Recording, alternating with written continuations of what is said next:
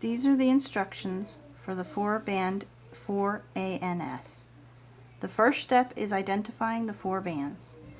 You'll have 2 bands that cross on top, 1, 2, and 2 outside bands, 1, 2. I'll now take the ring apart so you can see what the ring looks like when it's all apart. So you can see the top bands are easy to identify because of the decorative detailing. And then the outside bands are also fairly easy to identify because they both have 2 points. So you can see there's 1 point and there's 2 points. And this is actually the first step in solving the ring. You want to identify the outside bands and put them into the shape of a diamond. So you make sure each one is pointing out.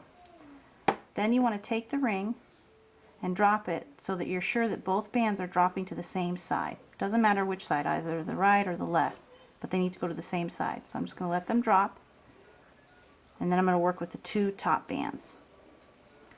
So you can see the very top band on the 4ANS has this little shape in the middle of it, and the band that crosses underneath it has a little kind of dimple or a notch. So what I like to do is I like to work with the band that has the dimple in my left hand and then the very top one in my right hand.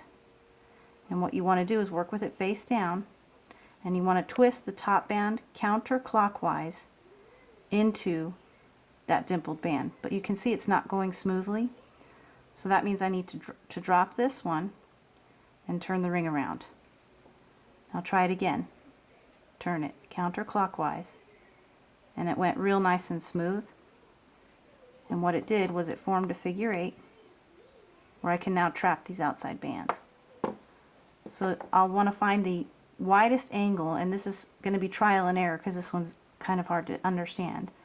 So you just want to look at it and see which one has the wider angle. And to me this one looks like it has the wider angle. So again, I'm going to turn it face down so I can see that the bands can fold on top of each other. Turn it into the figure 8, and like a hinge on a door, just close the door. Again, I'm going to turn the ring around and do the same thing.